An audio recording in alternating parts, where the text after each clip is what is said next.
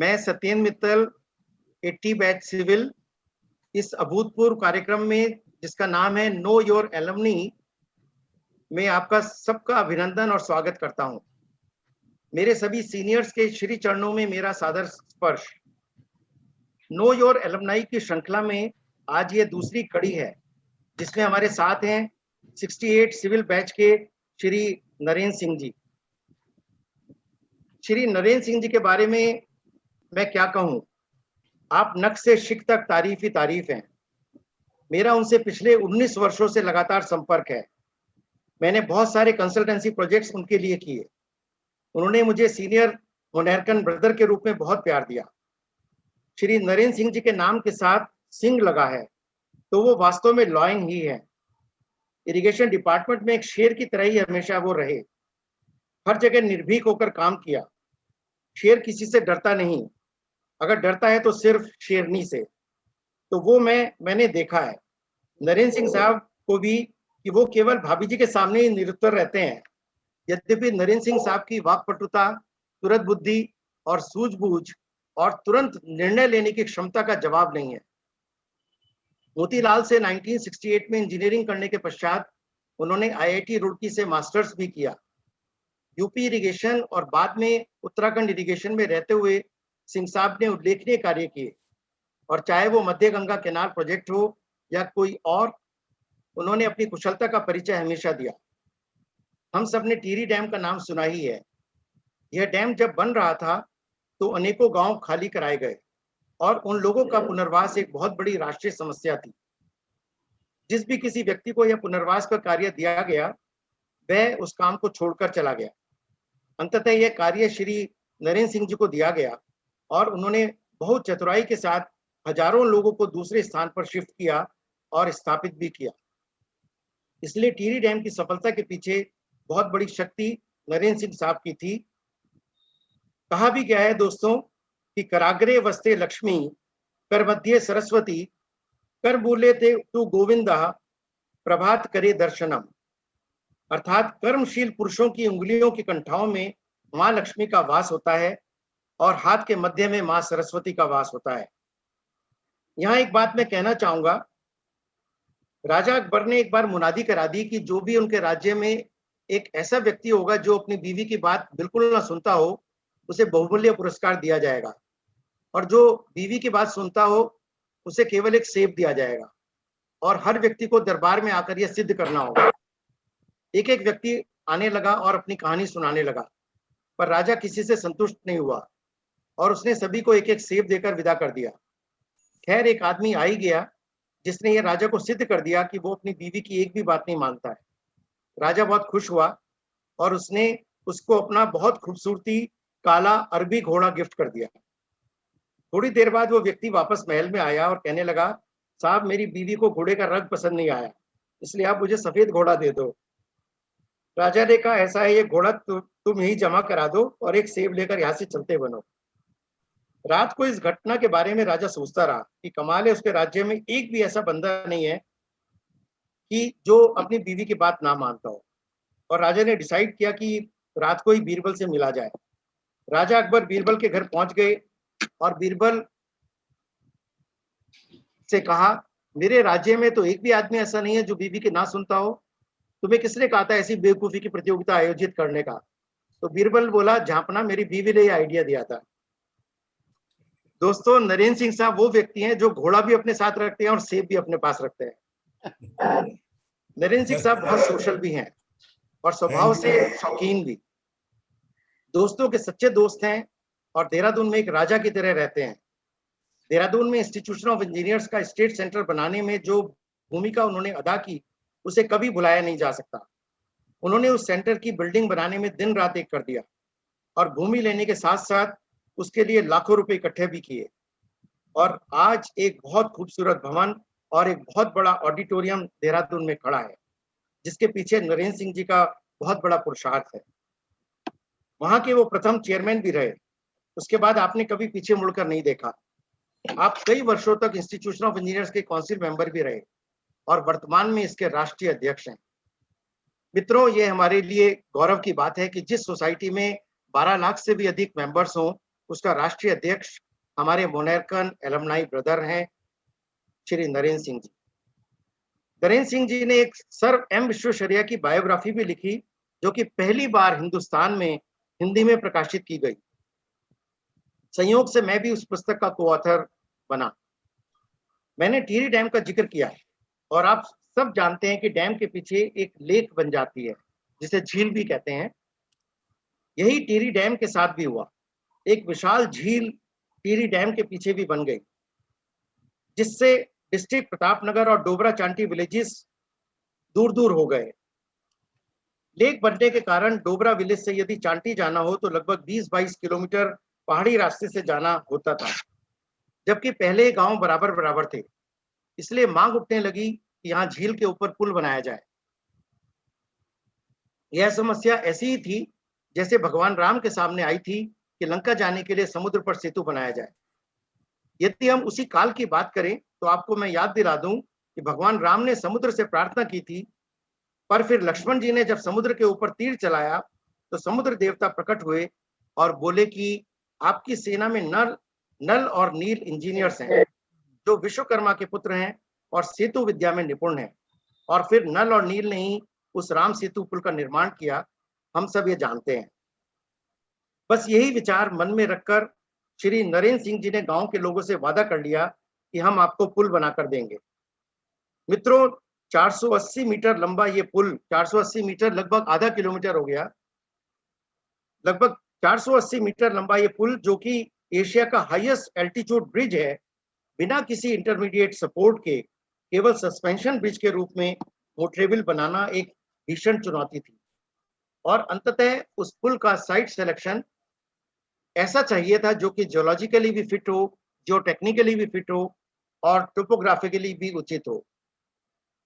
ऐसा site selection किया गया और उसका डिजाइन भी कराया गया और अभी 6-7 महीने पहले ही उसका उद्घाटन भी किया गया, जिसका सारा श्रेय मैं अपने एलमनाई ब्रदर श्री नरेंद्र सिंह जी को देना चाहता हूं। और आपको अब मैं उस पुल की एक झलक दिखाना चाहूंगा, जो आप ध्यान से देखिए। डाली डाली फूलों की तुझको बुलाए रे मुसाफिर मेरे उत्तराखंड में।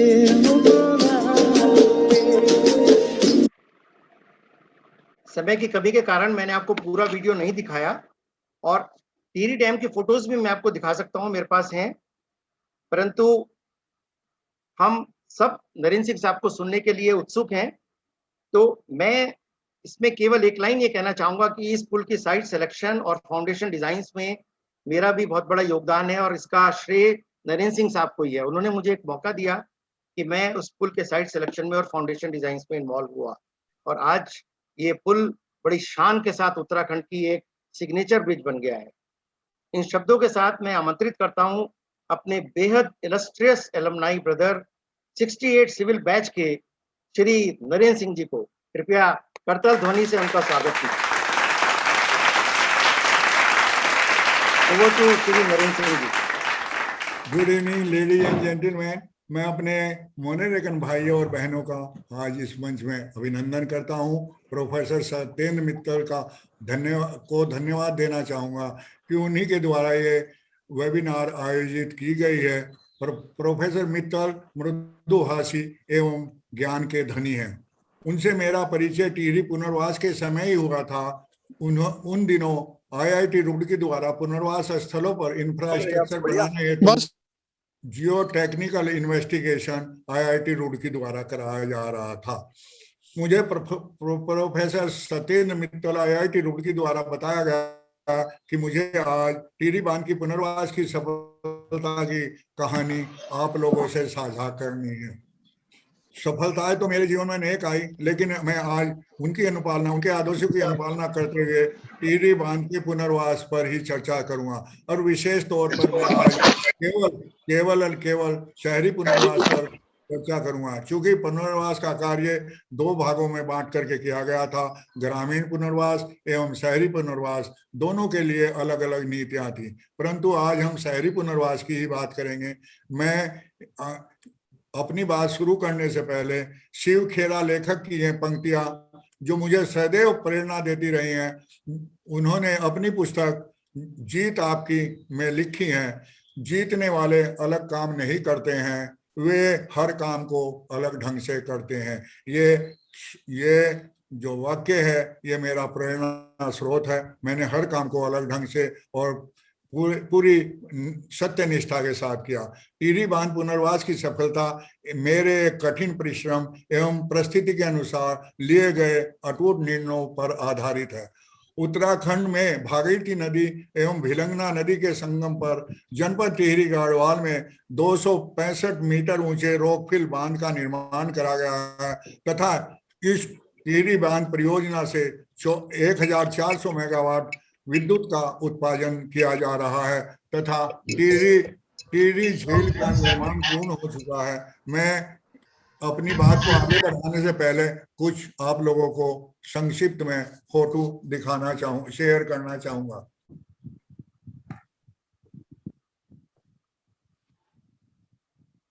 रोका नहीं पहले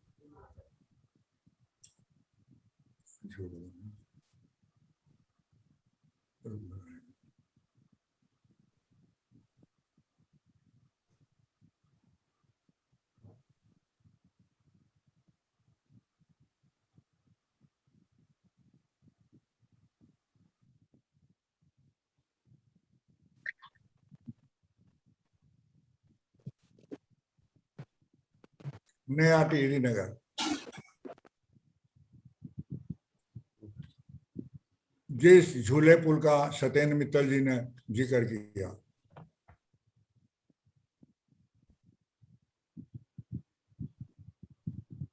डोबरा चाठी ब्रिज जो कनेक्टिविटी प्रदान करता है डूब क्षेत्र को। थैंक्स साथियों, आपने फोटो देखे। अब मैं अपनी बात शुरू करता हूं। टिहरी बांध परियोजना की डीपीआर वर्ष 1968 तथा निर्माण वर्ष 1976 में 76 में सिंचाई विभाग द्वारा आरंभ किया गया था, परंतु धन अभाव के कारण यह योजना वर्ष 1988 में भारत सरकार के एक उपक्रम टीएचडीसी को सौंप दी गई थी। वर्ष 1999 तक अर्थात 11 वर्षों में टीएचडीसी द्वारा बांध निर्माण का कार्य 60% पूर्ण कर लिया गया था, परंतु पुनर्वास कार्य मात्र 15-20% ही हो पाया था। इस 15-20% में भी 10-15% मेरे संभव ख्याल से सिंचाई विभाग द्वारा ही किया गया था। कई पर्यावरणविदों, प्रतिनिधियों, एनजीओ एवं आंदोलनकारियों द्वारा उच्च न्यायालय में बांध के निर्माण रोक हेतु आवेदन किया गया था तथा अनेकों रिट याचिकाएं सुप्रीम कोर्ट में विचाराधीन थी। विस्थापितों का कहना था कि बांध बनने से लगभग 105 गांव डूब जाएंगे तथा टिहरी शहर भी पूर्ण रूप से डूब जाएगा, लेकिन पुनर्वास हेतु उनके लिए कोई भूमि की व्यवस्था नहीं की गई है। कोर्ट के निर्देशानुसार भारत सरकार ने निर्णय लिया कि बांध निर्माण का कार्य तो टीएचडीसी करेगी, परंतु पुनर्वास का कार्य टीएचडीसी करने में असफल रही है, अतः यह कार्य क्यों न राज्य सरकार को दे दिया जाए। तभी उत्तराखंड सरकार बन रही थी। ये बात 1999 की है और 2000 में उत्तराखंड सरकार बन गई थी। उत्तराखंड सरकार में कोई भी सिंचाई विभाग का अधिकारी पुनर्वास के कार्य कराने के लिए तैयार नहीं था। उन दिनों उत्तर प्रदेश जल विद्युत निगम से मैं प्रतिनियुक्ति पर था, वहां से सिंचाई विभाग में लौटा था तथा मेरी प्रोन्नति अधीक्षण अभियंता के पद पर थी। उस समय गढ़वाल मंडल में आयुक्त श्री सुभाष कुमार जी को उत्तराखंड सरकार द्वारा पुनर्वास आयुक्त का द्वितीय कार्यभार भी सौंपा गया था। उत्तराखंड शासन के आदेशानुसार मेरी नियुक्ति पुनर्वास निदेशालय में कर दी गई थी। मुझे अपनी टीम का गठन करना था। मुझसे टीएचडीसी के सीएमडी द्वारा कहा गया, जितने भी अधिकारी आपको जो अधिकारी चाहिए वो हमारे टीएचडीसी से आप ले सकते हैं। मैंने जितने अधिकारियों की मांग की और स्टाफ की मांग की, टीएचडीसी ने मुझे स्टाफ उपलब्ध कराया। साथ साथ 2 डिवीजन, 2 एग्जीक्यूटिव इंजीनियर, एक ग्रामीण पुनर्वास, एक शहरी पुनर्वास के हेतु मुझे सिंचाई विभाग ने उपलब्ध कराए। सड़कों के मापन और भूमि के मूल्यांकन, भवनों के मूल्यांकन हेतु मुझे जो है लोक निर्माण विभाग उत्तराखंड द्वारा एक डिवीजन दी गई। इस प्रकार पावर कारपोरेशन अन्य विभागों द्वारा मुझे एक टीम, मैंने मिल करके एक टीम बनाई जी, और मुझे उस समय कुछ जो कार्य प्राथमिकता पर करने थे उनमें ग्रामीण पुनर्वास का कार्य, जिसके अंतर्गत आंशिक एवं पूर्ण रूप से 73 ग्रामों को खाली कराना था, उनके लिए आवासीय एवं कृषि भूमि का प्रबंध करना था, पुनर्वास स्थलों पर सामुदायिक सुविधाओं का सर्जन कराना था, और शहरी पुनर्वास के अंतर्गत पुनर्वास में पुरानी टेहरी शहर जो डूब जाना था उसे, वो वहाँ का जिला मुख्यालय भी था और मेन आबादी वहीं पर थी, वहाँ के नागरिकों एवं दुकानदारों व्यवसायियों को नए टिहरी नगर अथवा देहरादून अथवा ऋषिकेश में ही बसाया जाना था, अर्थात शहरी पुनर्वास को शहरी पुनर्वास से रिप्लेस करना था। दोनों पुनर्वास के लिए ग्रामीण और उसके अलग अलग नीतियां थी। मैंने देखा कि ये काम तो बहुत ही जटिल है। जो पुनर्वास नीति है उसमें तो बहुत सारी कमियां हैं। जो उसमें दिया वो केवल 12-14 पन्नों की पुनर्वास नीति से पुनर्वास किया जाना संभव नहीं था। बांध हेतु मुझे क्लेक और रिपेयर मटेरियल का भी प्रबंध कराना था। पुनर्वास के बाद कट ऑफ से क्षेत्र अर्थात जो टिहरी झील के दूसरी तरफ चला जाएगा उसमें सुविधाएं, सार्वजनिक सुविधाएं, सड़कों, पुलों, अस्पतालों, कॉलेज, सामुदायिक क्षेत्रों का सुविधाओं का सर्जन कराना था, जो कि एक अलग कार्य था। जिन लोगों को डूब क्षेत्र से विस्थापित किया जा रहा था उनके पुनर्वास के लिए कृषि एवं आवासीय भूमि उस टाइम उपलब्ध नहीं थी। उस समय तक टीएचडीसी ने विभिन्न प्रस्तावित ग्रामीण स्थलों को चिन्हित कर एजेंटों के माध्यम से भूमि क्रय करने हेतु करोड़ों रुपए एडवांस में दिए हुए थे, फिर भी उन्हें कोई भूमि नहीं मिल रही थी। जब मैंने उनकी योजना सुनी तो मुझे बहुत दुख हुआ। उनकी धारणा थी कि निजी कृषकों की भूमि का अधिग्रहण कर लिया जाए। मैंने कहा यह ठीक नहीं होगा। हरिद्वार जनपद के जो कृषक हैं वो बीएचईएल के निर्माण में अपनी जमीन खो चुके हैं। अब बहुत कम जमीन उन लोगों के बची हुई है। यदि हम पुनर्वास के विस्थापितों के लिए इस जमीन को देंगे तो वह भूमिहीन हो जाएंगे, उन्हें हम कहाँ बसाएंगे। मुझे थोड़ा लगाव था, चूंकि हरिद्वार मेरा जनपद था। मैंने कहा हरिद्वार जनपद की जमीन विस्थापितों के लिए अधिग्रहित नहीं की जाएगी, किसी भी दशा में नहीं किया जाएगा।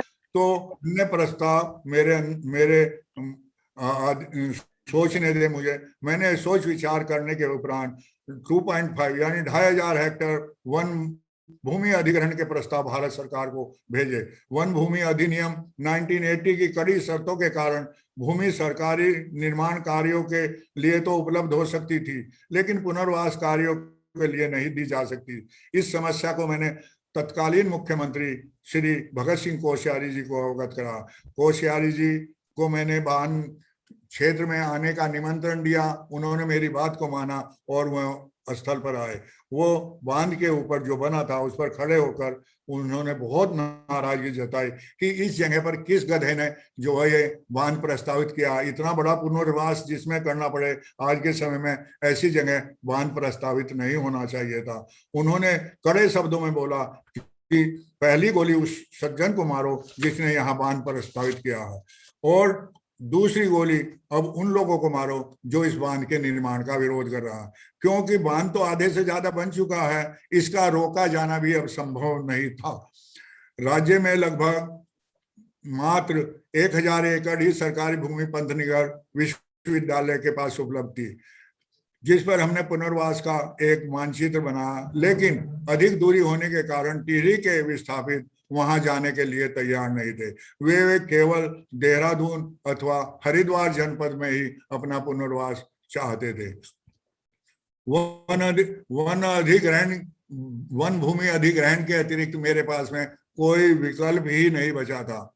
मैंने बहुत सोच विचार के बाद जो 2500 एकड़ का प्रस्ताव भेजा था वो भारत सरकार द्वारा निरस्त किया जा चुका था।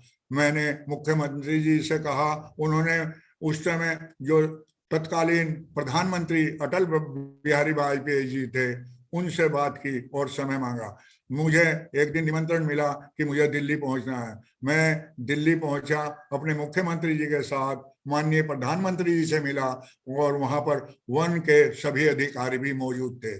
मुझे बताया गया कि आपके द्वारा चिन्हित पथरी रेंज की भूमि हरिद्वार जनपद में आती है, वहां पर 1,73,500 वृक्षों का पातन करना होगा, जो किसी भी दशा में बांध निर्माण से कम नहीं है। ये हमें स्वीकार्य नहीं है। मैंने बताया भूमि न उपलब्ध होने की से हजारों परिवार पुनर्वास के अभाव में जलमग्न हो जाएंगे तथा पेड़ों की क्षति से ज्यादा मानव क्षति होगी। यदि आप अब भूमि नहीं देंगे तो वे लोग पानी में डूबकर अपनी बलि दे देंगे। मैंने वन अधिकारियों से पुनः इस समस्या पर पुनः विचार करने का अनुरोध किया। प्रधानमंत्री हमारी बात को सुनते रहे, कुछ नहीं बोले। उच्चतम न्यायालय के वह आदेश भी दिखाए कि dam construction should be in pari passu to the resettlement of the PAPs project, अर्थात प्रोजेक्ट अफेक्टेड जो फैमिली है उनका पुनर्वास के अनुसार ही उस रेशों में बांध का निर्माण किया जाए। कुछ दिनों वन विभाग से सूचना मिली कि प्रधानमंत्री जी के हस्तक्षेप से पथरी रेंज की भूमि स्वीकृत हो पुनर्वास हेतु स्वीकृत कर दी गई है, जिसके फलस्वरूप विस्थापितों में पुनर्वास निदेशालय के प्रति विश्वास उत्पन्न हुआ और भूमि के बदले उन्हें भूमि मिल जाएगी। कुछ लोग तो ज्यादा प्रत्याशा में भूमि के बदले नगद पट्टी कर ले चुके थे। उन्हें भी हमने आश्वासन दिया कि आपने जो नगद पट्टी कर ले लिया है उसे लौटाने पर आपको पुनः भूमि उपलब्ध कराई जाएगी। यह है मेरी सबसे बड़ी पहली पुनर्वास में सफलता थी। ग्रामीण पुनर्वास के अलग निर्धारित थे और शहरी पुनर्वास के अलग निर्धारित थे। शहरी पुनर्वास की बात करना चाहता हूं मैं। टिहरी नगर के स्थान पर मास्टर प्लान के अनुसार नया टिहरी जनपद नगर बसाना था। टिहरी नगर के विस्थापितों को देहरादून, ऋषिकेश तथा हरिद्वार अथवा देहरादून में बसाया जाना था। शहरी पुनर्वास के जो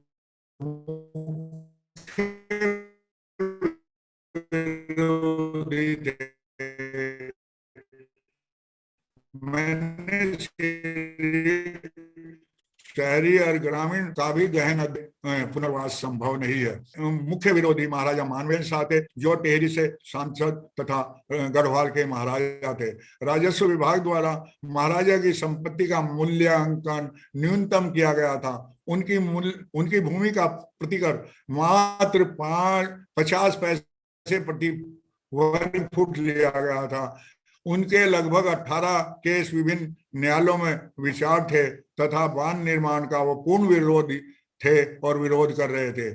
अधिकारियों का मानना था कि राजा की अथाह संपत्ति प्रजा के धन से बनी है, अतः उन्हें न्यूनतम प्रतिकर ही देना चाहिए। सच्चाई यह है कि टिहरी गढ़वाल के जो ओरिजिनल लोग हैं वो महाराजा लोगों को अपना प्रतिद्वंदी या द्वेषी समझते थे कि राजा ने जो अकूट संपत्ति बनाई है वो उन्हीं का खून चूस करके बनाई है।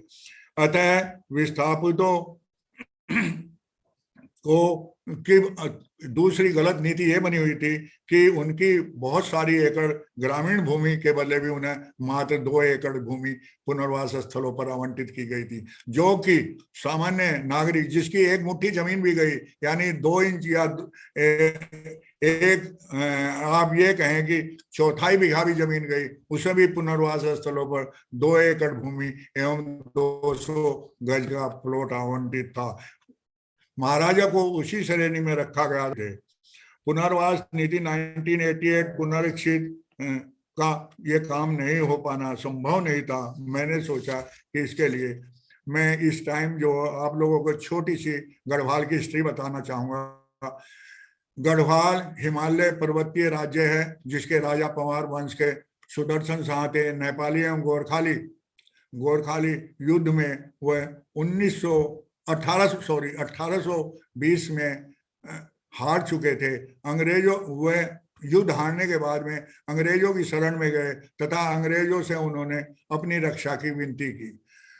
अंग्रेज चतुर थे, अंग्रेजों ने उनसे उनका आधा राज्य मांग लिया और पूरी गढ़वाल उनसे ले लिया, जिसको अब ब्रिटिश गढ़वाल के अथवा कुमायूं मंडल के नाम से जाना जाता था, जिसे अंग्रेजों ने अपनी ग्रीष्मकालीन राजधानी बनाया था। राजा सुदर्शन शाह के उत्तराधिकारी प्रताप शाह बने, जिन्होंने प्रताप नगर को अपनी राजधानी बनाया, तथा उनके उत्तराधिकारी 1995 में कीर्ति शाह बने, जिन्होंने श्रीनगर एवं कीर्ति नगर को अपनी राजधानी बताया।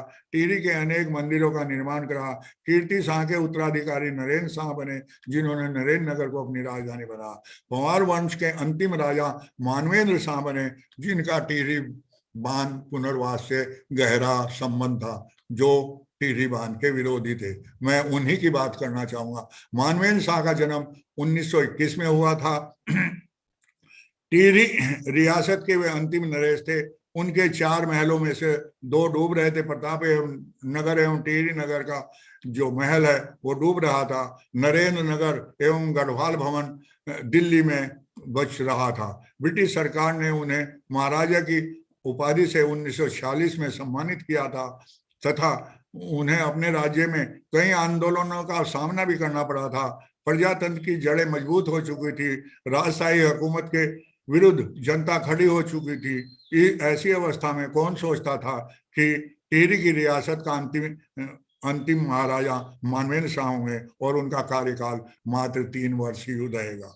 1 अगस्त 1949 को ब्रिटिश रियासत का टिहरी रियासत का विलीकरण भारत के राष्ट्र संघ में कर दिया गया, तथा मानवेंद्र शाह 2 वर्ष 1 माह बाद महाराजा से सामान्य व्यक्ति की श्रेणी में आ गए थे। 1969 में समस्त प्रीवी पर्स बंद करने के दशा में महाराजा का प्रीवी पर्स भी बंद कर दिया गया था। इस तरह से देश दुनिया से महाराजा बहुत दुखी थे और वह किसी से ज्यादा बात नहीं करते थे। प्रथम चुनाव में उनकी राजमाता श्रीमती कमलेंदु शाह टिहरी गढ़वाल से सांसद चुनी गई थी, लेकिन बाद में यह सीट महाराजा के पास ही रही। सरकार में कई बार उन्हें मंत्री पद के निमंत्रण आए, लेकिन उन्होंने यह कह करके मना कर दिया, मैं तो राजा हूं, मैं तो महाराजा हूं, मुझे मंत्री कैसे बना रहे हो। वो कभी भारत सरकार में मंत्री नहीं बने, लेकिन वो 6 बार सांसद जरूर रहे।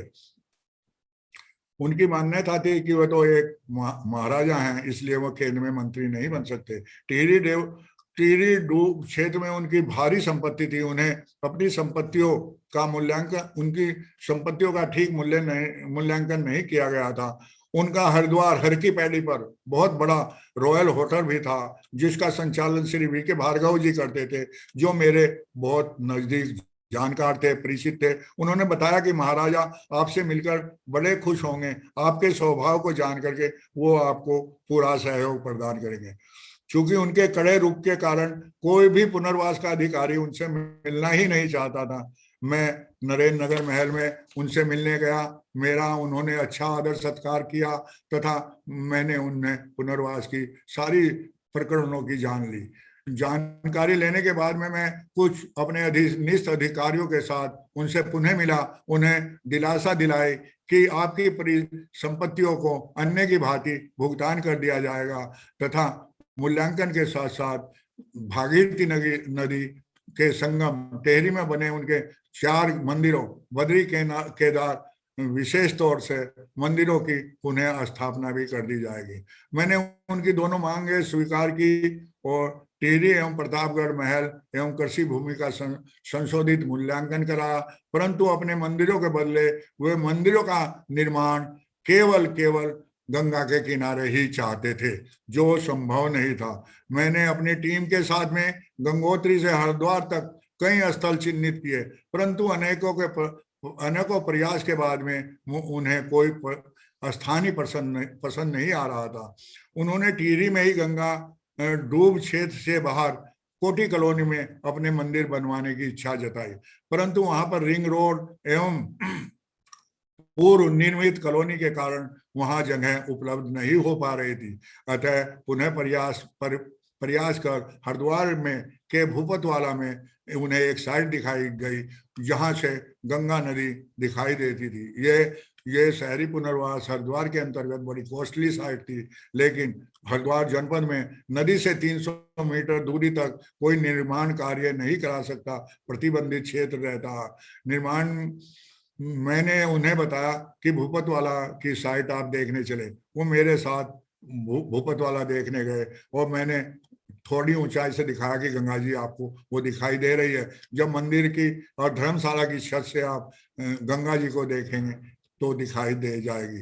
तो उन्हें दिखाया गया, अंतोगत्वा वो उस भूमि को लेने के लिए तैयार हो गए। मैंने वो भूमि क्रय कराई तथा उनका विरोध समाप्त हुआ। ये भी एक बड़ी उपलब्धि थी जिसमें मैं पुनर्वास के कार्य कराने में सफल रहा।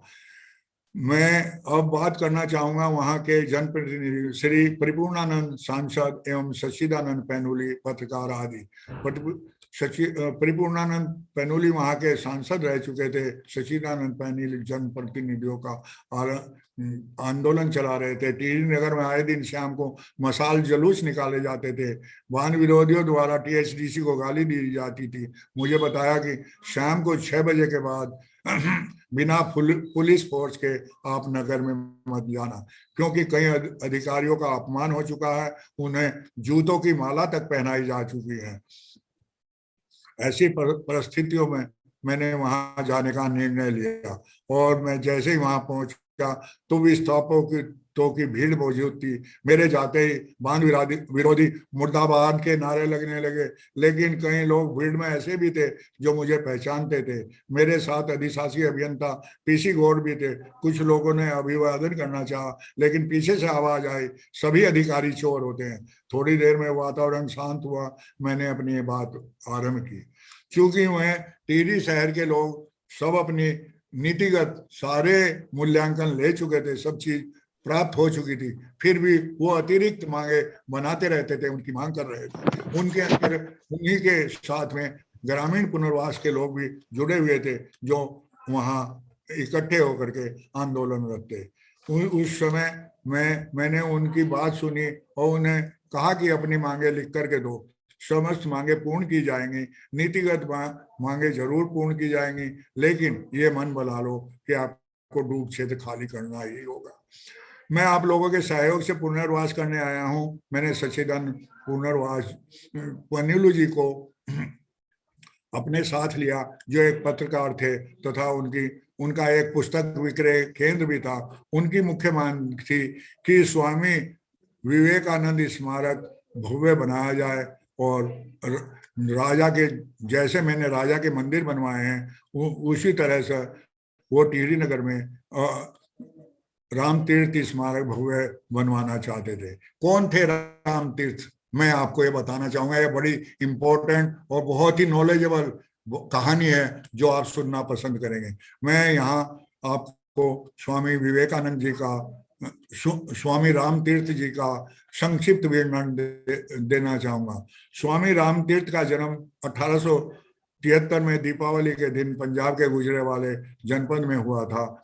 उनके पिता हीरानंद गोस्वामी घनिष्ठ धर्मनिष्ठ ब्राह्मण थे।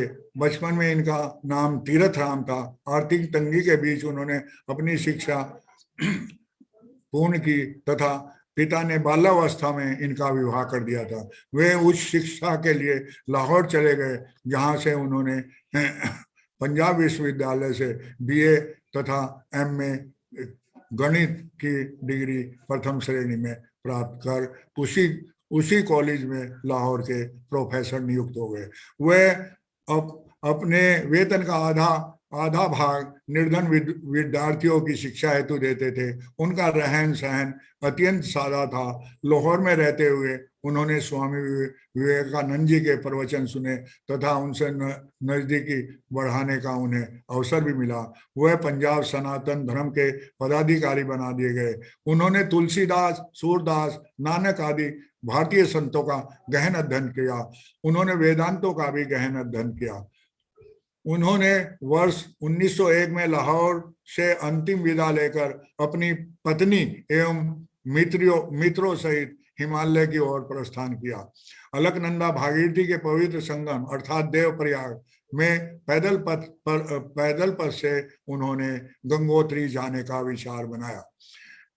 टिहरी नगर में प्रवेश के बजाय गर्मी एवं थकान के कारण कोटी ग्राम में साल माली वृक्ष के नीचे ठहर गए। अधिक गर्मी में उक्त स्थान बहुत ही सुखद लगा तथा इनका नाम उस समय तक प्रोफेसर तीर्थराम ही था। मध्य रात्रि में वृक्ष के नीचे उन्हें उसी रात को आत्म साक्षात प्राप्त हुआ, अर्थात ब्रह्म ज्ञान की प्राप्ति हुई। अगले दिन से उन्होंने टिहरी में ही रहना उचित समझा। उन्होंने द्वारिका के पीठ शंकराचार्य के निर्देशानुसार अपने केस एवं मूछ आदि त्याग करके पूर्ण रूप से संन्यास ले लिया। अपनी पत्नी एवं साथियों को वापिस पंजाब भेज दिया। स्वामी राम तीर्थ ने सभी बंधनों से मुक्त होकर एक सन्यासी के रूप में घोर तपस्या की। प्रवास के समय टिहरी रियासत के तत्कालीन नरेश कीर्ति शाह से उनकी मुलाकात हुई, जो पहले से घोर अनिश्वरवादी थे, अर्थात आस्तिक थे, परंतु स्वामी तीर्थ के राम तीर्थ के संपर्क में आकर वे पूर्ण रूप से आस्तिक हो गए। महाराजा ने स्वामी राम तीर्थ के जापान में होने वाले विश्व हिंदू धर्म सम्मेलन में जाने की व्यवस्था की तथा उन्हें धन दे करके जापान और अमेरिका तथा मिस्र की यात्रा पर, विदेशों की यात्रा पर भेजा। उन्होंने भारतीय संस्कृति की उद्घोषणा की। विदेश से लौटकर भारत में भी अनेक स्थानों पर प्रवचन दिए। उनके व्यवहारिक वेदांत और विद्वानों से उनकी सर्वत्र चर्चा की गई। स्वामी राम तीर्थ को टिहरी से असीम प्रेम था। उन्होंने दिवाली के दिन वर्ष 1906 33 वर्ष की अल्प आयु में एक पत्र लिखकर भागीरथी नदी में जल समाधि ले ली थी। राजा कीर्ति शाह को उनकी मृत जल समाधि पर बहुत दुख हुआ था, अतः उन्होंने शिमलासु ग्राम में नदी के किनारे आ गया था तथा उस स्मारक के ट्रस्टी सच्चिदानंद पैनुली थे, जिनकी बात चल रही है। बड़े प्रयासों से उन्होंने वो उसकी देखभाल करते थे।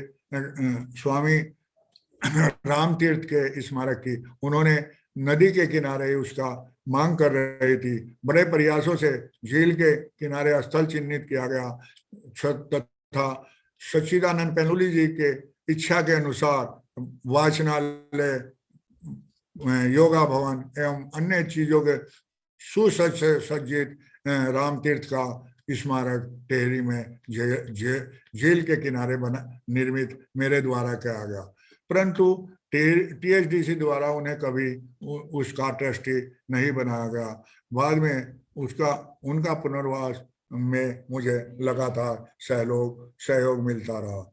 इसी प्रकार आंदोलनकारी सुंदरलाल बहुगुणा के बारे में बताना चाहूंगा। श्री सुंदरलाल बहुगुणा पद्मश्री, जिनको पर्यावरणविद एवं चिपको आंदोलन के खिताब प्राप्त था, उनका कहना था कि बांध के पानी से जो बिजली मिलेगी उसका फायदा दिल्ली वालों को होगा, हमारा पर्यावरण दूषित हो जाएगा। उसी समय सरदार सरोवर बांध के पुनर्वास हेतु श्रीमती मेधा पाटकर द्वारा उग्र आंदोलन चलाए जा रहे थे। वह भी उस आंदोलन के प्रबल समर्थक थे।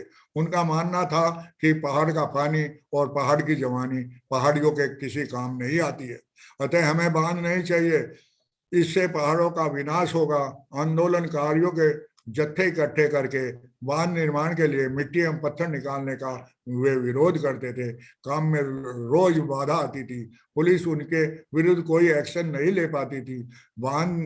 बांध के विरोध में श्री बहुगुणा जी लगभग 45 दिनों तक आमरण अनशन पर भी बैठे थे। वे बांध के समीप एक कुटिया में रहते थे।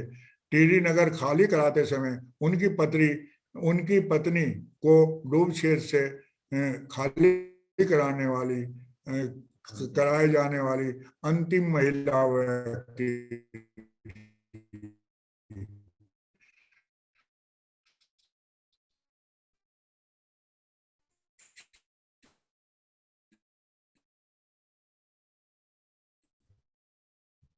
उन्हें रात्रि में नाव से उन्हें मिला और उन्हें आश्वासन दिला कि आप क्या चाहते हैं। तो उन्होंने झील के किनारे एक कोठी की मांग की, जो जिसके फलस्वरूप उन्हें बेलवाल हाउस, जो पुराना रिडंडेंट था, उसे ठीक करा करके आवंटित किया गया तथा टिहरी नगर में एक टाइप 4 का आवास भी दिया गया। बाद में उनका पुनर्वास में असहयोग नहीं था, लेकिन उनका करीब करीब सहयोग रहा, विरोध बंद हो गया था। ये मेरी एक बड़ी उपलब्धि थी। एनजीओ एवं जनप्रतिनिधि, उनका विरोध रोज सहना पड़ता था, रोज जनसभाएं होती थी, साथ में जुलूस भी निकाला जाता था, अधिकारियों से दुर्व्यवहार होता था।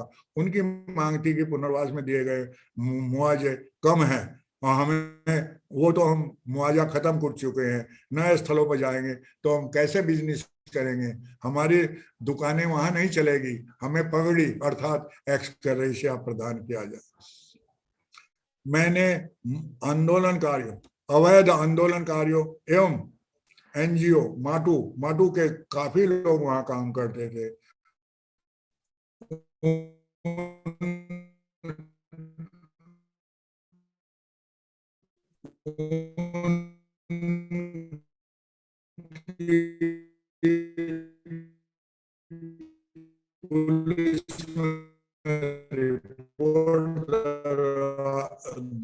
पुलिस में एफआईआर दर्ज आई तथा अमित शाह मानते थे।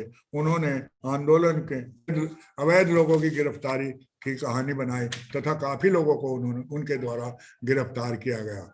उनका मानना, व्यापारियों का मानना था कि टिहरी नगर में हमारा स्थानांतरण हो रहा है, नए टिहरी में हमें कोई व्यापार नहीं हो पाएगा, हमें व्यवसायिक हानि होगी, इसलिए हमें एक्स ग्रेशिया अधिक बढ़ा चढ़ा कर दिया जाए। इस प्रकार वकीलों की भी यही शिकायत थी कि डूब क्षेत्र खाली करेंगे तो हमारे व्यवसायिक क्षति होगी।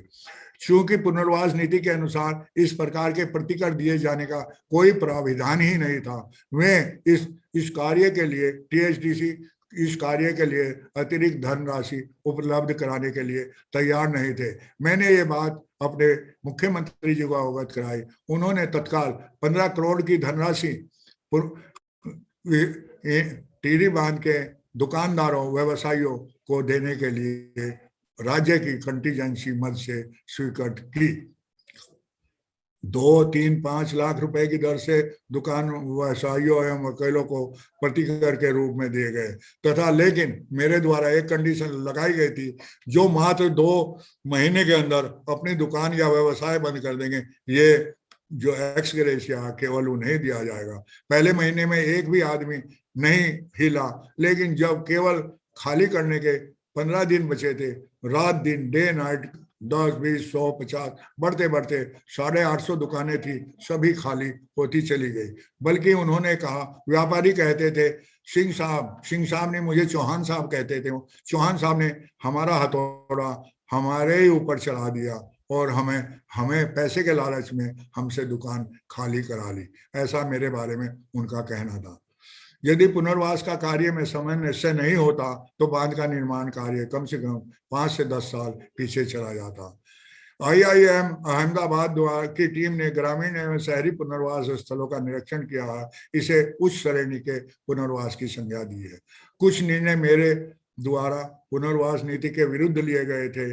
उन्हें संयोग से उस समय THDC के CMD श्री RK शर्मा जी थे, रविंदर शर्मा जी थे। जब मुझे पता चला कि ये तो मेरे ही मोनेरेकन बैच के थे, उन्होंने मुझे पूरा सहयोग दिया और कुछ उनके सहयोग से धन की कभी कमी नहीं आई। कुछ विस्थापित घोर बांध विरोधी थे, परंतु विकास के विरोधी नहीं थे, सेंसेबल आंदोलनकारी थे। उन्होंने घोर आंदोलनकारियों की योजनाओं को असफल करने के लिए मेरा सहयोग प्रदान किया।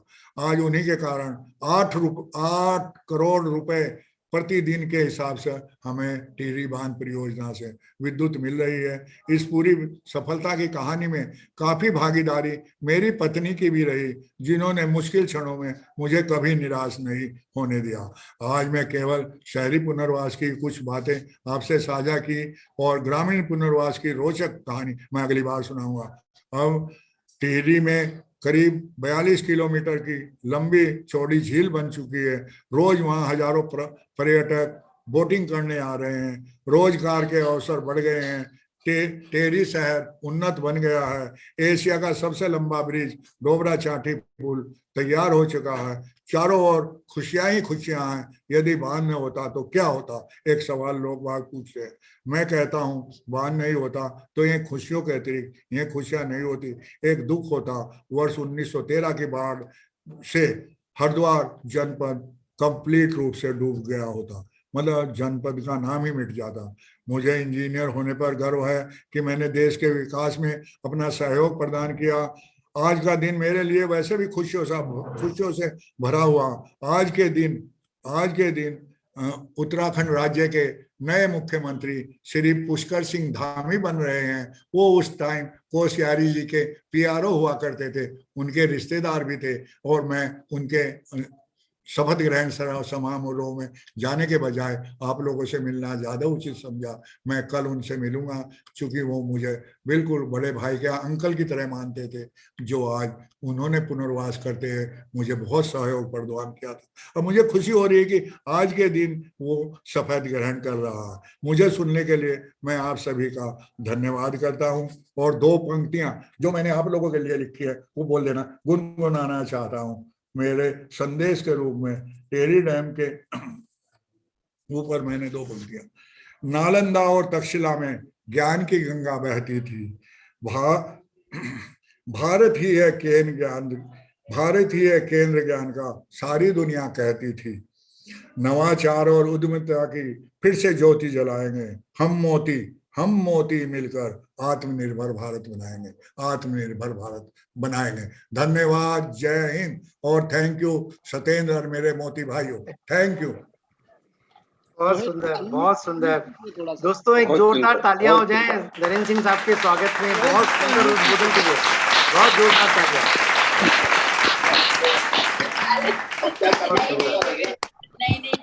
Very nice. नरेंद्र सिंह साहब की आखिरी पंक्ति बहुत अच्छी लगी। उन्होंने जो कहा कि मुझे फक्र है कि मैं इंजीनियर हूँ। 100 बात की एक बात, ये बहुत अच्छी बात उन्होंने कही और हम सबके लिए बहुत प्रेरणादायी वाक्य है ये। हम इसको एक गुरु मूल मंत्र के रूप में अपने साथ संजो के रखेंगे। हम सब ने सुनी नरेंद्र सिंह साहब की एक सफल यात्रा की एक झलक देखी हमने, और वास्तव में हम सब इस बात को सुन के अभिभूत हुए कि नरेंद्र सिंह साहब ने राष्ट्र निर्माण में एक बहुत बड़ी भूमिका अदा की। हमें सच में फक्र है कि हम उनके छोटे भाई अथवा बड़े भाई हैं। मैं तो खैर छोटा भाई हूँ, और हमें सर बहुत फक्र है आपके ऊपर। इतने सुंदर उद्बोधन के साथ आपने हमारा ज्ञानवर्धन किया। सो दोस्तों, अभी तक तो हमने देखी नरेंद्र सिंह साहब की एक ज्ञान वार्ता सुनी, और उनकी जो यात्रा देखी वो उनकी प्रोफेशनल यात्रा देखी। अब मैं जब सन 76 में इलाहाबाद पहुंचा था, तो मेरे मालवीय हॉस्टल के सामने नारायण आश्रम, शिव कुटी, ये सब थे। हम लोग जाते थे घूमने, और उसके बारे में बड़ी बड़ी घटनाएं, बड़ी बड़ी कहानियां सुनने को मिली। आज हमारे बीच नरेंद्र सिंह साहब के 3-4 क्लास फेलोज मौजूद हैं, तो मैं चाहूंगा कि थोड़ा सा वो ये बताएं नरेंद्र सिंह साहब एज ए स्टूडेंट कैसे थे सन 64 से सन 68 के बीच में। तो मैं आमंत्रित करूंगा नरेंद्र सिंह साहब के जो अभिन्न मित्र हैं सुभाष गोयल साहब। मैं इन दोनों को दो शरीर एक आत्मा मानता हूँ। जब भी मैं देहरादून गया तो सुभाष गोयल साहब मुझे हमेशा नरेंद्र सिंह साहब के साथ बैठे हुए मिले। तो संयोग से सुभाष गोयल साहब हमारे साथ अभी मौजूद हैं। मैंने स्क्रीन पे अभी उनकी फोटो देखी थी। तो मैं चाहूंगा सर, हाथ जोड़ के आपसे निवेदन करता हूँ सर, कि अभी आप उनकी टेक्निकल नॉलेज के बारे में बिल्कुल ना बताएं सर। छात्र के रूप में नरेंद्र सिंह साहब कैसे थे, कितने शैतान थे, क्या क्या करते थे, थोड़ा सा सर आप हमें बताएं, हम थोड़ा वो भी जानना चाहेंगे। तो over to Subhash Goyal sir. कार्यक्रम में उपस्थित श्रोताओं का मैं अभिनंदन करता हूँ। मित्तल ने जो इस कार्यक्रम नो योर एलुमिनी में किसी साथी की सफलता की कहानी उन्हीं की जुबानी आरंभ किया है, अत्यंत ही अच्छा प्रयास है। हमारे प्राचीन साहित्य में कहा गया है कि अपना ज्ञान दूसरों के साथ अवश्य बांटो। इस श्रृंखला में मोती नरेंद्र सिंह वर्तमान में president the institution of engineers Kolkata है के विषय में उनके साथ कॉलेज के समय व्यतीत किए गए हल्के फुल्के मस्ती भरे समय के विषय में कहने हेतु मुझे कहा गया है। मेरा आभार मोती सत्येंद्र मित्तल भाई। 1964 में हम लोग इलाहाबाद गए। मैं 1963 से आरंभ करता हूँ। हम दोनों डीएवी कॉलेज मुजफ्फरनगर उत्तर प्रदेश में साथ साथ पढ़ते रहे। मैंने बीएससी पूरा किया और नरेंद्र बीएससी पार्ट 1 करके आ गए 1964 में इलाहाबाद। शिवकुटी जिसमें हमें रहने का स्थान मिला, नेपाल के एक राजा के रिश्तेदार द्वारा बनाया महल था।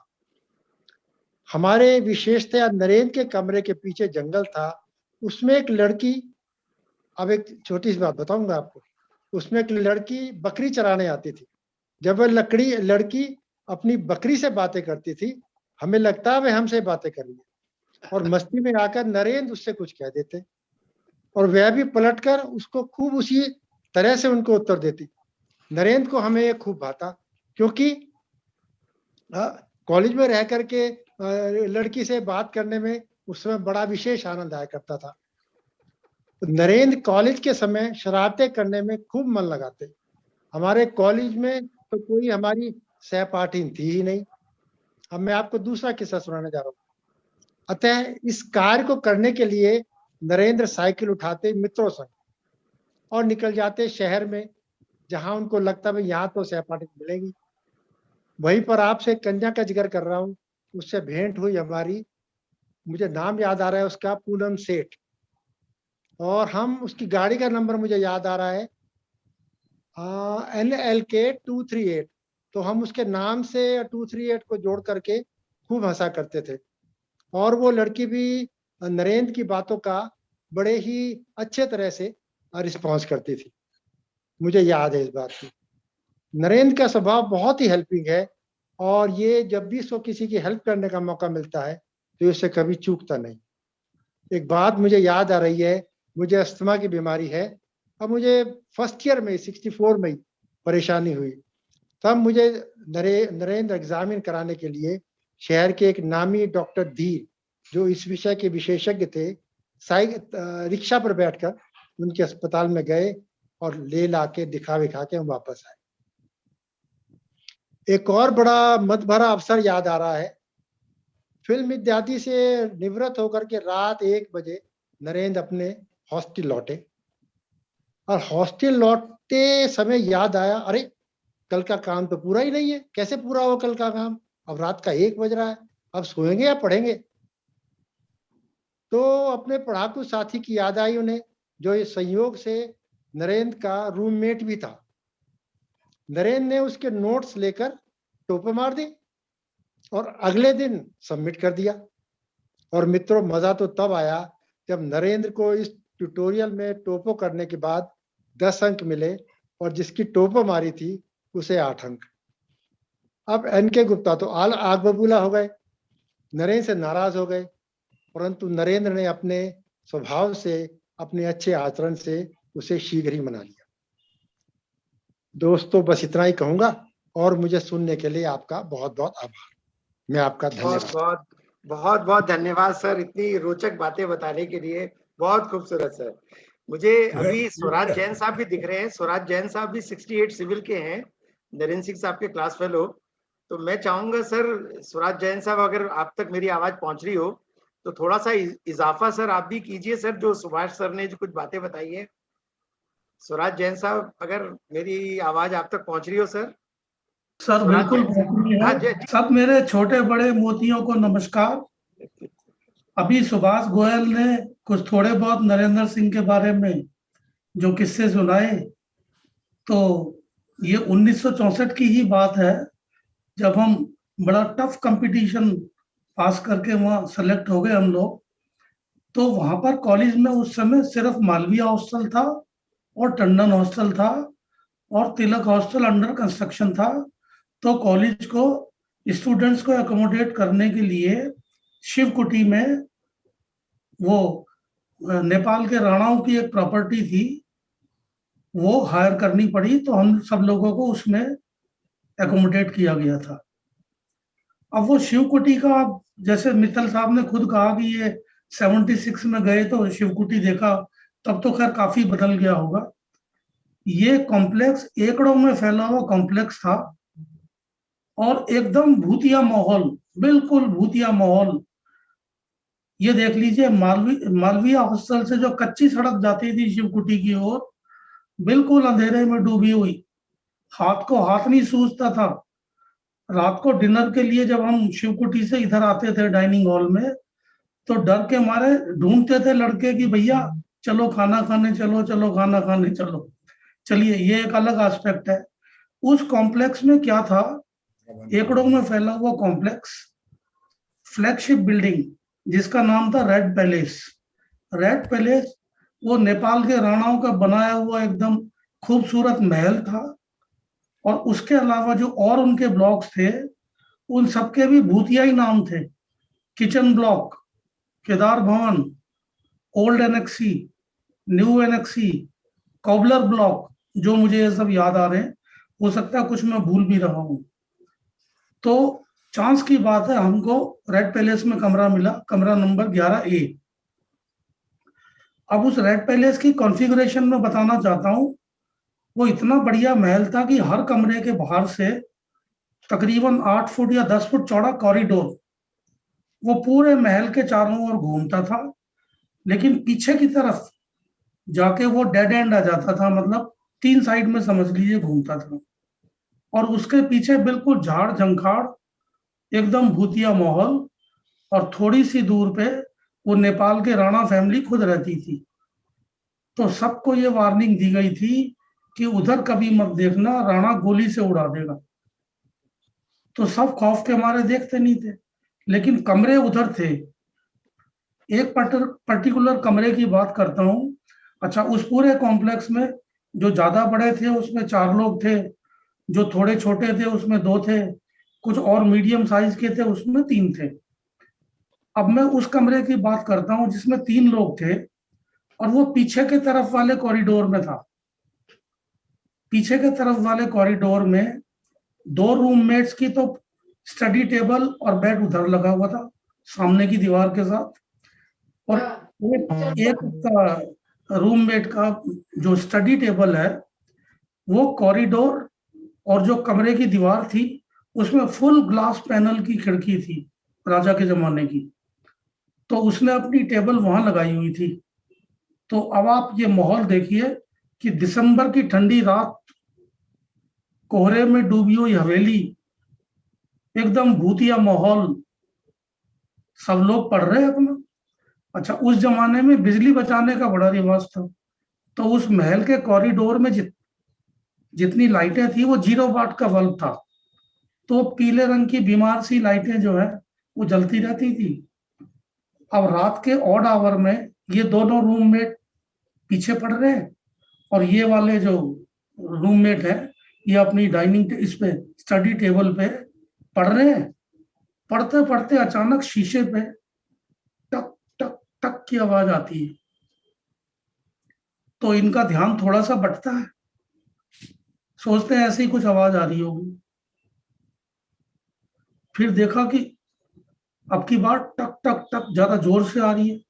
तो इन्होंने किताब पे से उठा के जो हाथ देखा सामने, तो इनकी डर के मारे घिघी बंध गई।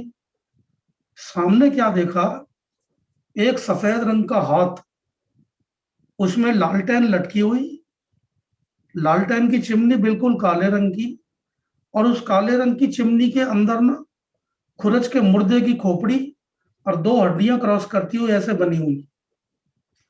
अब ये जो देखा तो एकदम घिघी बंध गई। ये तो डर के मारे एकदम, वो पीछे वाले दोनों रूममेट तो अपनी चारपाई के नीचे घुस गए। इतने में रूम की लाइट चली गई। पीछे वाले दोनों रूममेट अपनी चारपाई के नीचे घुस गए, और ये जो है अपनी जहां भी इनको जगह मिली वहां से हटके वहां घुस गए। लाइट चली गई।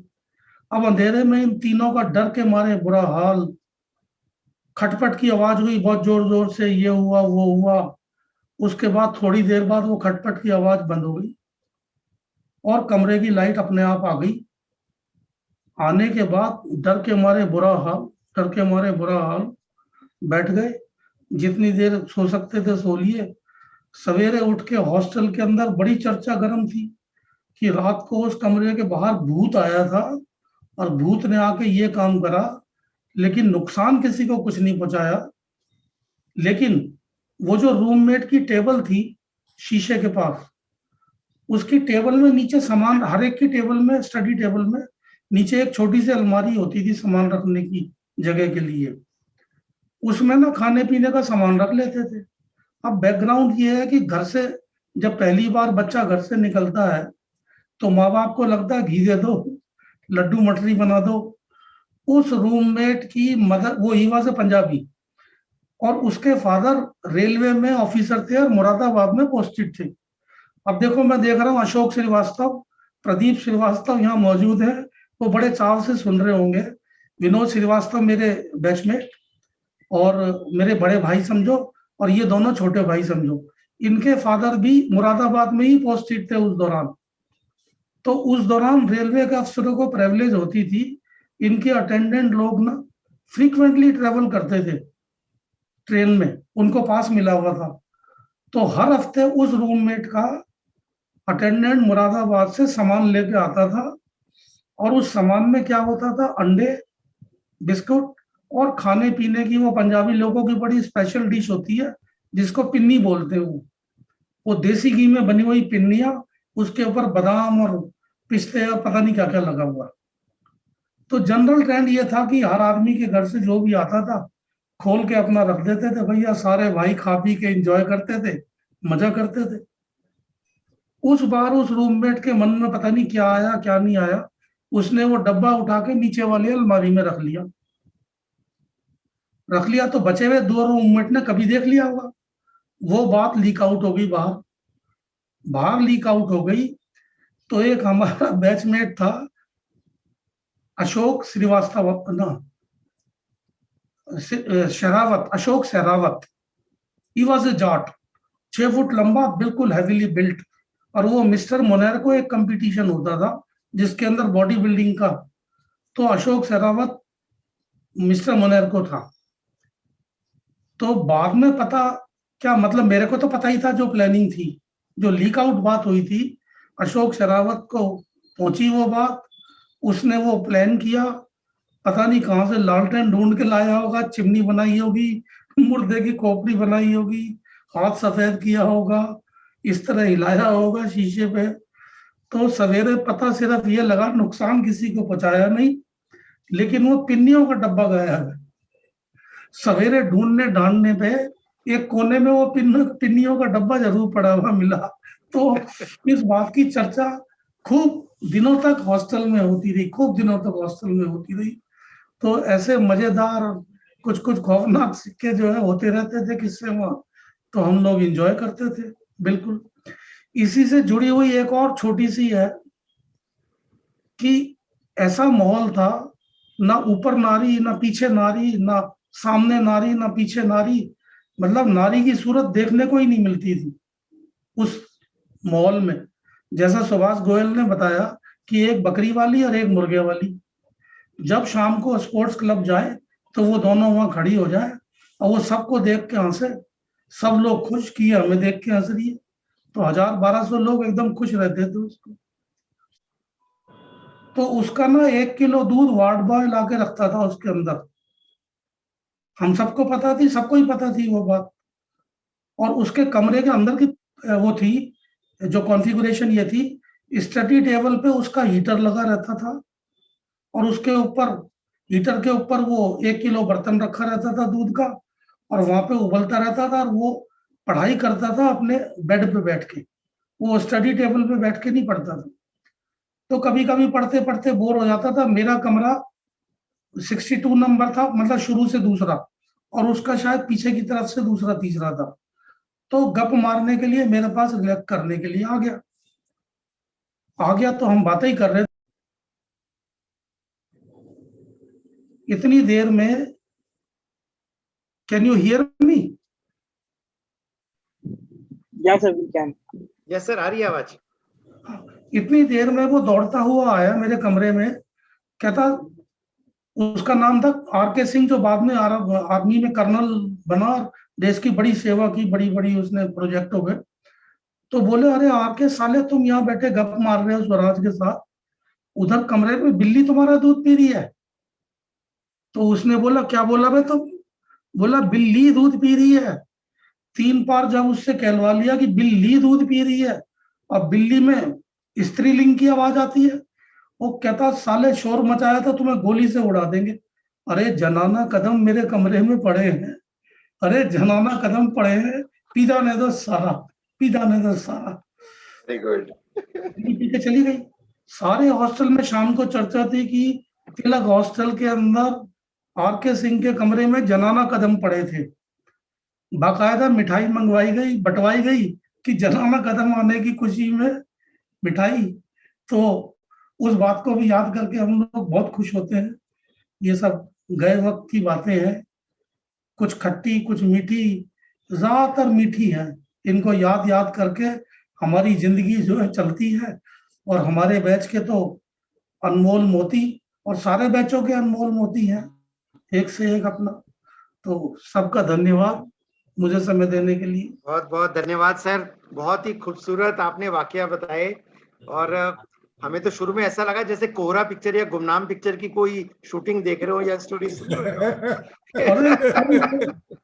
अभी हमारे साथ विनय प्रकाश जी भी जुड़ गए हैं, और वो भी नरेंद्र सिंह सर के क्लास फेलो हैं। विनय प्रकाश सर अहमदाबाद से जुड़े हुए हैं सर। आप विनय प्रकाश सर? हाँ मैं हूँ। हाँ सर कुछ थोड़ा सा ऐड ऑन करना चाहें तो क्वालिटी एडिशन। इन लोगों ने, स्वराज ने और गोयल ने शिवपुटी की कहानी सुना दी। ये लोग लकी थे यार, इन्हें शिवपुटी मिली थी। मैं तो टंडन में पहले साल से फंस गया था रैगिंग करवाने के लिए। फर्स्ट ईयर में मैं टंडन में था भाई, तो मेरी रैगिंग बहुत हुई। ये लोग लकी हैं, शिवपुटी में रेड पैलेस में और रहे, मजा काटा इन्होंने। हाँ, वो भूत बंगला जरूर था। इन लोगों को डाइनिंग हॉल में आने का डर बहुत लगता था, और मेरा कमरा डाइनिंग हॉल के सामने था। तो शिवपुटी खाली तो इन्होंने बता दी। मैं तो नरेंद्र सिंह के साथ रहा हूँ देहरादून में। हम लोग सिंचाई विभाग में साथ रहे करीब 35-36 साल। देहरादून में 3 साल हम लोग साथ रहे।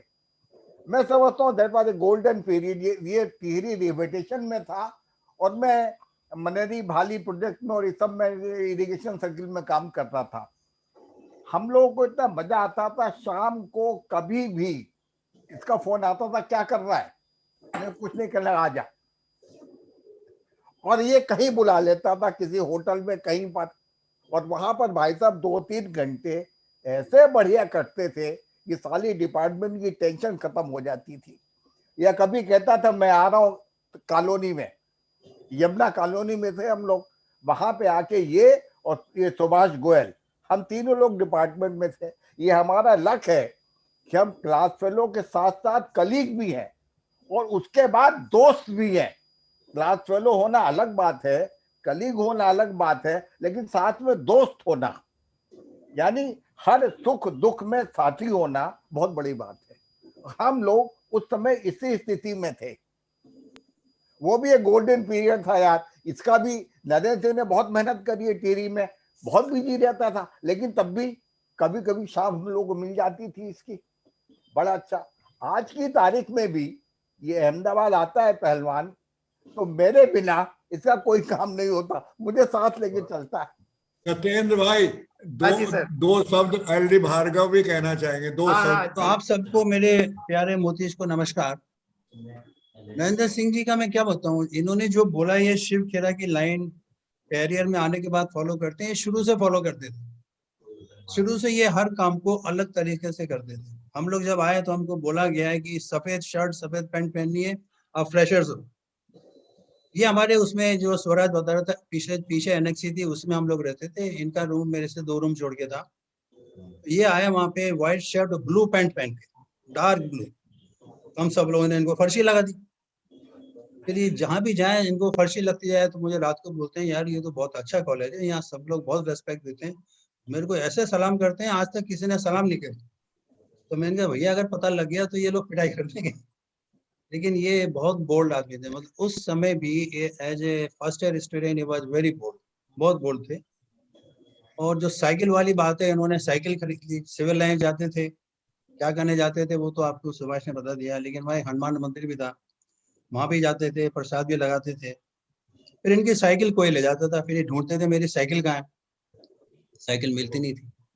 ऐसे ही घर से आते थे तो एक बड़ा कनस्तर लाते थे, उसमें घी, शुद्ध घी, और उसको डिब्बे में भर के वहां रख दिया करते थे किचन में कि भाई जब मैं खाना खाने जाऊंगा तो उसमें से घी लूंगा।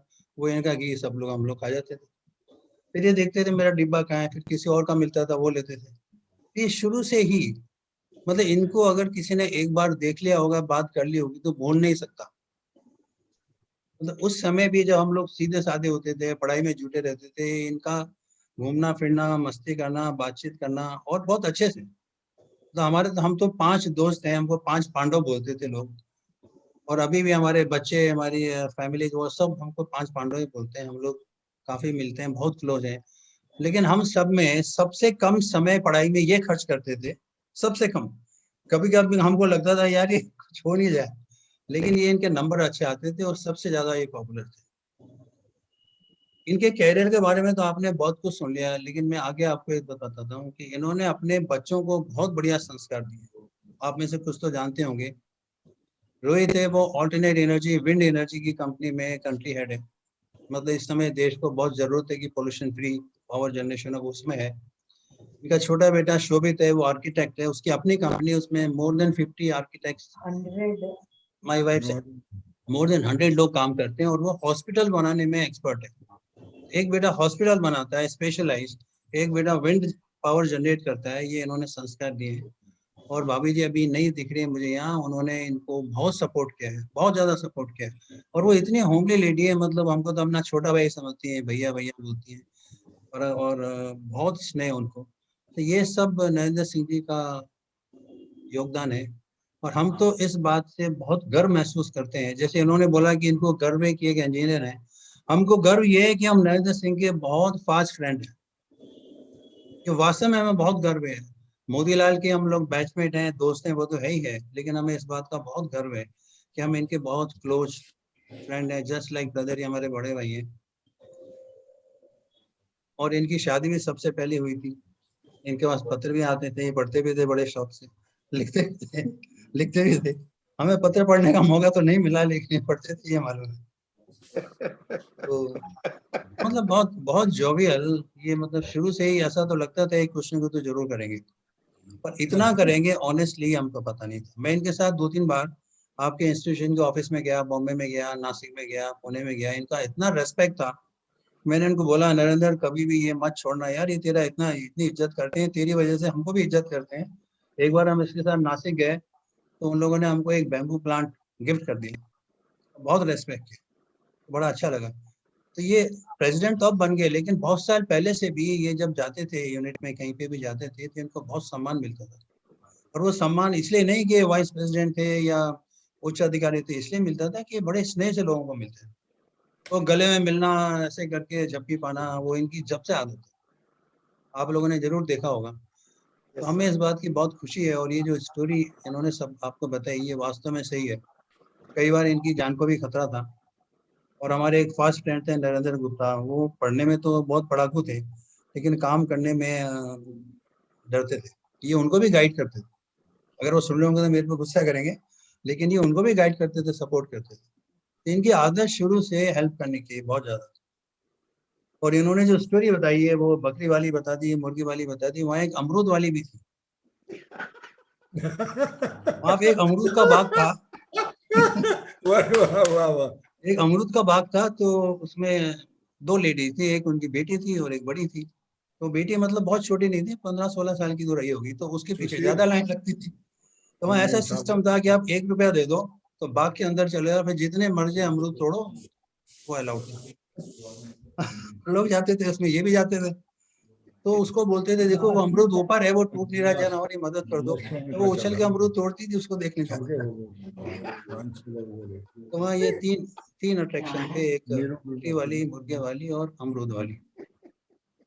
और आपको क्या बताएं, वो भूत बंगला तो इसने बता ही दिया, लेकिन वो बहुत बढ़िया महल था। मतलब ये हमारा सौभाग्य है कि हम लोग उस महल में रहे, बहुत बढ़िया था उसका, बहुत बढ़िया पेंटिंग था, आर्किटेक्ट बहुत बढ़िया था उसका।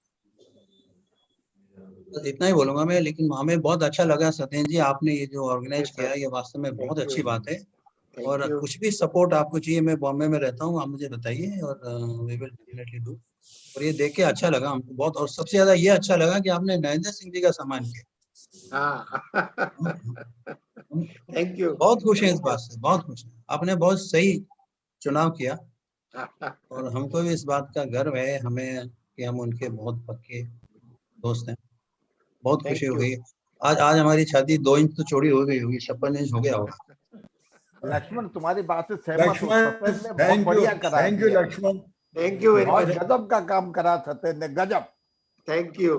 Thank you. हाँ भाभी, और भाभी मैं जी अब भी ये आ बता गई है, दूं देखिए। कि शुरू में नरेंद्र सिंह जी इतने बोल्ड थे, वो बात ठीक है, लेकिन कैरियर में इतने ज्यादा शाइन नहीं करते थे जैसे बाकी लोग होते हैं वैसे ही थे। इनकी मतलब हमारी भाभी ने इतना सपोर्ट किया इनको, इतना सपोर्ट किया कि आज प्रेसिडेंट बना ही दिया। तो ये बिल्कुल। जो प्रेसिडेंट बने हैं ना, इसमें आधे से ज्यादा योगदान भाभी का है। Yes, ये yes. आप वहाँ लोगों जाते थे का हम तो, प्यार है, बिल्कुल, मतलब बिल्कुल, बहुत जाते बिल्कुल। थे उनके यहाँ, बहुत ये तो मिलते आप थे इनसे, लोगों तो का देखते प्यार थे। है। धन्यवाद। अरे नहीं भाभी, भाई, हमने नरेंद्र सिंह का बहुत ज्यादा हम लोग बाकी लोग तो सुने सुने ही बात करें, हम तो आपके यहाँ रहते थे, देखते थे, सुनते थे, तो जितना आपने इनको सपोर्ट किया है बहुत, वो जो आज मेजर। जो आज भी आज जो भाभी जी, टिहरी डैम के बारे में ये बोला है, सबको बताया है, मैं अपने तजुर्बे से इनके साथ रहते रहते जो मैंने देखा है, आपके कॉलेज का इसमें मतलब योगदान है, पढ़ाई का है, आप लोगों का साथ है, तो मैं उसके लिए 2 ही शब्द कहूंगी, ना तो कोई ऐसा व्यक्ति हुआ और ना होगा और ना है, जो काम इन्होंने किया उसे कोई नहीं कर सकता। बस लेकिन इतने आपका लोग। सपोर्ट बहुत रहा। Yes, yes. बिल्कुल सही है, बिल्कुल सही है। उसमें जान जाने का खतरा था कई बार, हमें पता है। उस माहौल में जाके इतनी भीड़ भाड़ नहीं, में उनको बहुत ज्यादा एड्रेस, इनसे बोलते थे कि आज तक आप गाड़ी से बिना बाहर नहीं। सपोर्ट के मत जाइए, मैं भी डरती थी। इन्होंने कहा कुछ नहीं होगा, बिल्कुल अपने मृदुभाषी बनो तो सब अपने हैं। और जो वक्त इनकी विदाई का था, मैं साथ में थी, तो पूरा टिहरी का, चाहे बिजनेसमैन है चाहे कोई सर्विस क्लास था, सब जेंट्स आंसू से रो रहे थे। तो बहुत प्यार भी बहुत मिला। ऐसा है कि चलो सब अच्छे से निपट गया काम। ये है। बिल्कुल सही बात है। ये जिस दिन यहाँ प्रेसिडेंट बने, उनका उस दिन आपकी मीटिंग यही बॉम्बे में ही थी, तो हमें भी बॉम्बे सौभाग्य में मिला, हम लोग भी गए। तो लोग इतना प्यार करते हैं इनको, इतना प्यार करते हैं, मैं क्या बताऊं। अलग अलग जगह से अशोक श्रीवास्तव साहब भी जुड़े हुए हैं, बहुत अच्छे वक्ता हैं सर आप, अशोक श्रीवास्तव सर। आप सर कुछ कहना चाहें, उसके बाद फिर वोट ऑफ थैंक्स, मेरा बैचमेट है पीपी श्रीवास्तव, वो वोट ऑफ थैंक्स देगा। बट अशोक सर कुछ कहना चाहें सर, अशोक श्रीवास्तव सर।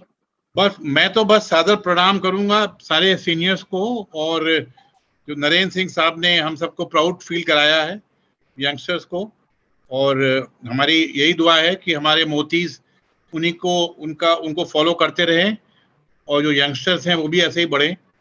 और हम भाग्यशाली हैं कि हम उस संस्थान में पढ़े हैं जहां नरेंद्र सिंह साहब जैसे ऐसे हीरे मोती सब पैदा हुए, वहाँ पढ़े लिखे हैं और नाम रोशन किया है। बहुत बहुत बधाई हो नरेंद्र सिंह आपको। धन्यवाद। सबसे पहले तो सत्येंद्र मित्तल साहब, आपको बहुत बहुत धन्यवाद। मतलब इतना अच्छा प्रोग्राम आपने किया, तो इसके लिए मतलब ऐसा और कंटिन्यूएशन होता रहना चाहिए, तो मेरे आपको बहुत बहुत धन्यवाद। बाकी नरेंद्र सिंह साहब के बारे में सबने कहा, मैं बस एक चीज बताना चाहूंगा कि मिसेज नरेंद्र सिंह मेरे इलाके की हैं, और मुझे मतलब इसलिए मेरा एक खास रिश्ता है नरेंद्र सिंह साहब से, तो उनको बहुत बहुत प्रणाम नरेंद्र सिंह साहब को, और हम सब लोग उनसे प्रेरणा लेते रहेंगे। एंड फ्यूचर में ऐसे और भी प्रोग्राम हम लोग अपने मनरेगन्स के बारे में करते रहेंगे। थैंक यू मित्तल साहब। और दीदी, मैं एक बात कहना चाहूंगा। प्रोफेसर महेंद्र सिंह जो है, मेरे मतलब ये समझ लो, मेरी जो पत्नी है इनकी बुआ लगती है, मैं इनका फूफा लगता हूँ। डोरी वाला मैं मेरी ससुराल है, इनकी बुआ लगती है। सभी गुरुवरों को नमस्कार। नरेंद्र सिंह सर का बहुत बहुत शुक्रिया। उनकी जर्नी जो है ये एक बहुत ही काबिले तारीफ और हमारे सबके लिए गौरवान्वित करने वाली है। नरेंद्र सिंह सर जब इंस्टीट्यूशन ऑफ इंजीनियर्स के ऑल इंडिया हेड बने थे, तो उसके बाद उनको शायद याद होगा, Lucknow station was one of the first जिन्होंने इनका इस्तकबाल किया था। ये एक इंस्टीट्यूशन ऑफ इंजीनियर्स के लखनऊ में फंक्शन में आए थे। फिर उसके बाद शाम को अलग से हम लोगों ने डिनर का प्रोग्राम भी रखा था। और हम लोगों ने राजस्थानी खाना शेयर किया था। Thank you sir, thank you very much. Okay, now vote of thanks by P P Srivastava, मेरा बैचमेट है। प्रेम प्रकाश। प्रिय मित्रों, मुझसे बहुत सीनियर लोग हैं यहाँ, मेरे साथ के भी बहुत लोग हैं और मुझसे जूनियर भी हैं। आप सबको मेरा नमस्कार, सादर नमन। हम सब लोग एक बहुत ही मजबूत श्रृंखला के मोती हैं, जिसका एक कॉमन अल्मा मेटर है। मैं माफी चाहूंगा, मैं पूरा जो भी मुझे कहना है मैं सिर्फ हिंदी में नहीं कह पाऊंगा। मुझको सत्येंद्र मित्तल और मिलिंद ठेकेदार ने ये अलाउ किया है कि मैं द्विभाषी अपना छोटा सा वक्तव्य दूं, इसलिए प्लीज बेयर विथ मी। इस इतने अच्छे प्रोग्राम के बाद जो शुरू हुआ एक बहुत बड़े देश के प्रोजेक्ट के एक बहुत ही महत्वपूर्ण एस्पेक्ट के बारे में, यानी R&R टेहरी प्रोजेक्ट का, उससे बात होते हुए बहुत ही हल्के फुल्के मधुर क्षणों का जिक्र किया, तो हम सब लोगों को ऐसा लगा जैसे हम लोग वो पल जी रहे हो। हम लोगों ने इलाहाबाद के पास जिसका वर्णन किया लोगों ने, गोयल साहब ने, स्वराज जैन जी ने, शिवकुटी का जो वर्णन किया, आगे फिर LD भार्गव जी, विनय प्रकाश जी, इन सब लोगों ने जो किया, तो मुझे लगा हम लोगों ने वैसे एक्सपीरियंस नहीं किया, लेकिन काफी कुछ हम